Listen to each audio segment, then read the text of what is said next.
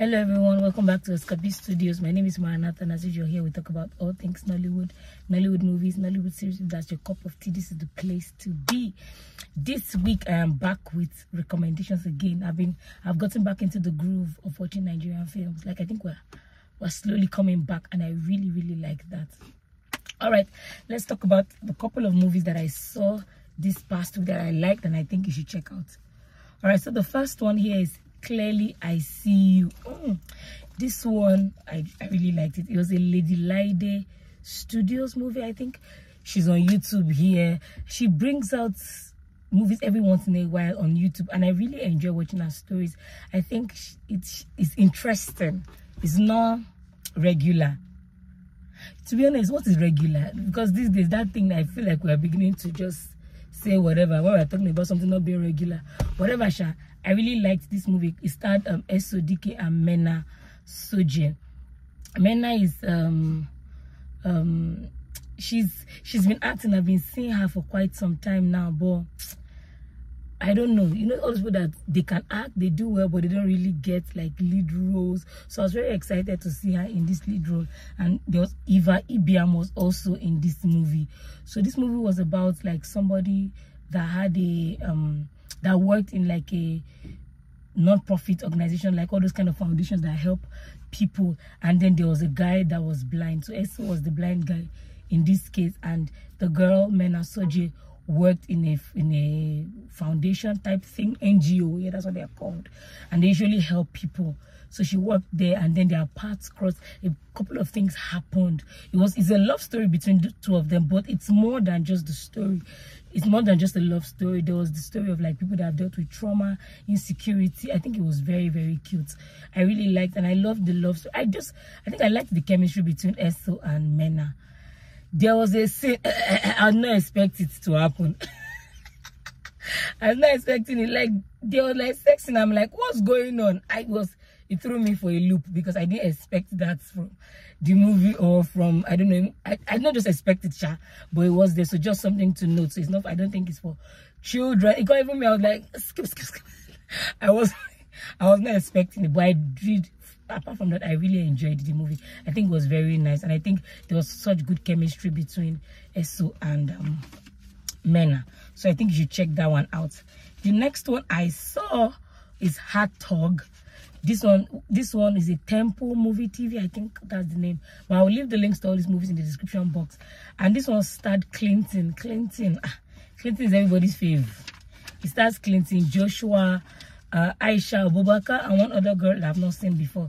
Sorry, I'm trying to find where I wrote the names. Yes. So I've not seen her before. But this movie was about a guy and well, what people would consider an overly religious girl, like spiritual girl. But the thing is, I don't know if I can, because for someone that is very spiritual, that's a Christian, and I'm like a professing Christian, like I believe in God, and it must show in everything that I do. I don't know if there's anything called overly spiritual. I just think that there are people that do not necessarily understand scripture and they interpret it in a weird way. That's what I would classify the girl as, because I don't know if you can be overly spiritual, because this world is a crazy place. If you're not spiritual, if you're not holding your God tight, I don't know what you're doing. So I just think that some people interpret religion or interpret scripture weird, and then they profess it, and maybe it's true, no fault of theirs, maybe it's just the way they understand it, and then they start to profess it in what you can consider a crazy way. So that was what this girl was doing. Anyway, so Isha, a love triangle type thing. I think it was nice. There were clips going around on Instagram, and one of those clips prompted me to actually go watch it. I like Clinton. I love seeing him. I think he does a good job sometimes. And the girl that played the spiritual girl, I think she did fantastic. So I think you should check that one out. It's on YouTube here too. And then I saw a short film. The name of this one is Closed Book. This is by TNC. And if you know me, if you've been watching this channel, you know that I enjoy the Naked Convos. I enjoy their movies, their series. I enjoy it a lot. This particular one was about a pastor that was grieving the loss of his wife. Very short, like 5 minutes. But I think that they did justice to it. It was so nice. It was very captivating. I watched it. I could not stop because I really wanted to know. And it just touched on grief. Like, grief is crazy. even to people that believe in God. Like we Christians, we believe that, you know, when the Bible talks about, or people usually use this verse when they're trying to encourage somebody that is grieving, they say things like, don't mourn like the unbelievers and all of that stuff. But I think that we need to actually understand, like read in context of what was happening and actually understand that I don't think the Bible is telling you not to grieve. Like, because people will tell you that you should not cry. They'll be saying things like, God give it, God take it. Girl, when you're saying that to somebody that is a Christian, or to someone that believes in, not just even Christians, to someone that just has faith, any type of faith, they understand. But I think that grief goes beyond just the words that we say. Like, grief is a very tough thing to deal with. Is very, very tough. This pastor was like, you know, smoking, drinking while dealing with grief. Like, he did not know how to manage his feelings. And people just expect that, you know, once you say you have faith, or you believe in something, some higher power, or you believe that the person that passed away has gone to be with the Lord or something, that you are not, that you cannot still grieve or cry or actually feel immense pain when you're grieving. I don't think so. I believe that you feel immense pain. The Bible talks about in Hebrews about how we have a high priest that is in touch with our realities. Jesus came here and he experienced pain the way humans feel pain. And Jesus cried. Right? So I believe that God understands when we're going through grief. Now, the thing is, like, when you're going to grief, you don't just, you know, like, you cry, you feel pain and all of that. It's just that, you know, there was somebody I knew that was grieving, and the person wanted to jump down and kill themselves. Like, I know that that's the one where we need to be like, you know what? Yes, let's try to hold you and pull yourself together. Well, not pull yourself together necessarily, but don't kill yourself while we're trying to do. So grief is it's a very touchy subject. I don't know if there's anybody that knows how to deal with grief, and I think people should be allowed to grieve. Now, this man was dealing with it, and I just think that it opened up discussions, or he gave room for discussion. That's what I really like from that short story. The name is Closed Book. And then the last one I have to talk about here is Streets of Heaven. This one is a Ruth Kadiri TV production. I think I will stay on this one a bit. If you know me on this channel, I've talked about sickle cell a couple of times. I've talked about how I feel about it, and how I feel like it is so important for people that want to get married. Now, there are people that want to get married and want to have children. Then if you're somebody that wants to get married and have children, it is so important. You cannot wish it away, or, like, you know, just prance through life thinking that the decision of who to marry, especially like genotype matters, is just something that you can just take all willy-nilly and take with laxity. You can't do that. This movie starred Daniel Effiong and Ruth Kadiri.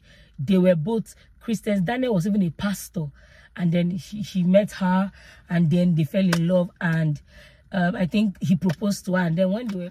All right, so let's continue. I had to come inside because it was getting hot outside. Anyway, so he proposed to her, and then they went to do the medical checkup like that couples usually do, and then they found out they were both yes. And you think that they will just be like, wow, and I love you, Kai, thank God we're not married, they will split. No. The guy that was a pastor was like, he had a vision, he knows, he's so sure that she's his wife. I see. The wife was like, I'm not sure Ruth Kadiri's character had cried, was like, you know, let them just, you know, move on and do so, and, you know, move on with their life. She was like, no. He was like, no, you are my wife. God told me you are my wife. You are this, you are that. And she said, okay. He managed to convince her, and she agreed to marry him. Which brings me to a point.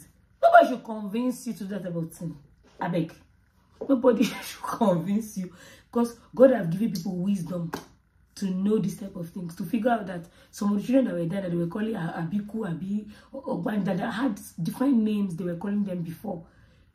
Those children were just having sickle cell, but people did not know that this is what was wrong with them, and children were dying all willy-nilly. Now scientists, you know, God gave people wisdom. They were able to deduce that this is probably what was going on, and then they found a solution. In Africa, it is very predominant there. This whole AS thing is very common in Africa, not necessarily in other parts of the world, because some people, when you go somewhere and you talk about gender, they'll be looking at you like, what are you talking about? Anyway, they got married. Then when they got married, she was like, they should not have a child. He said they should have a child. That God told them that he blessed them with a miracle child, which is good. She got pregnant. She came. I'm pregnant. They jubilated. Ooh, this is the miracle child God promised us. Which, beautiful. God blesses children with children, right? God blesses with children, right? No problem. The next thing, she was like, okay, let them go and check, because now there's something that they can do to determine the genotype of the child ahead, just to know, like, just in case there are any, you know, complications and all of that. He said no, that it is lack of faith to do that. After stalling and doing that for a little bit, she now decided to go and do it by herself. She went, and then they found out that she was pregnant with twins, and the twins were sickle cell. I was already getting upset. Well, I was like, God. She now told him, all right, today, getting ready to record this is just stressing me out. But that's by the way, let's keep going. So he told her that it's lack of faith to do the neonatal, whatever, I don't know what that thing is called. But she did it by herself, found out that the twins had SS, and I'm like, God, how? And I was like, how are we going to spin this, for God's sake? How are we going to spin it? Anyway, in conclusion, these children grew up to when they were like maybe 8 or maybe 9, and they both passed away. Long story short, the children, they passed away. They died. Both of them, the twins, they both died. And the lady almost went mad. And when I was watching, I was just like, God. I think that God he gives people brain and wisdom for certain things, because he knows that it will be necessary. The people that were able to discover, these people that, you know, scientists that discovered that this is something that could actually happen, they knew what they were doing. And when they found out that, oh, this is what is causing all of this, they now decided that, okay, this is how it can be mitigated.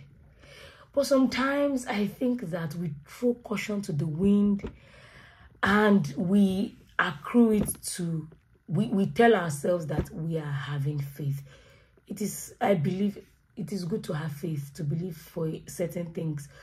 But, you know, I feel like, you know, it is, when something like this could have been avoided, because when people do things like this, when I feel like they are just being selfish. Because even if you give birth to the child and the child is surviving, that child will be in so much pain. Have people seen sickle cell people come to talk about stuff before? Or the pain that they are in? Some of them are in pain, and some of them wish to die. That's how terrible some of these people feel. I feel like it's very selfish to say, oh, because I am in love and all of that, then I throw caution to the wind. The Bible talks about us counting the cost of things before we embark on it. Like, count the cost of the pain that child will be in before you embark on that type of love affair. I feel like there should be in the Constitution, there should be a code, a criminal code for people that marry AS that marry each other. Now, if you lie to somebody that you're AS and you're not AS, just so that the person can marry, so that you can jail. If you people agree with each other that you people are in love or you people marry each other, jail. If you now bring a child to this world that will suffer, jail raised to power 1,000. Yes. Anyway, that's the movie. It was really sad. It was a sad movie, but I think it's very realistic. I see a couple of people on TikTok talking about this, and it's very painful to watch them go through all of that stuff. So please, I beg, let us take many things into consideration. May I've already gone on a motivational rant. Anyway, those are the movies I saw. I'll leave all the links to these movies in the description. Also, watch my movie Meant to Be is still showing. Please, thank you. Yeah, until next time, please like, share, subscribe, comment, tell somebody to tell somebody that this is the place to be, and I will catch you in my next one. I apologize for all the different places I'm shooting. The sun, I don't even understand what's going on, but that's by the way. Thank you so much for watching, and I will catch you in my next one. Bye. Mwah.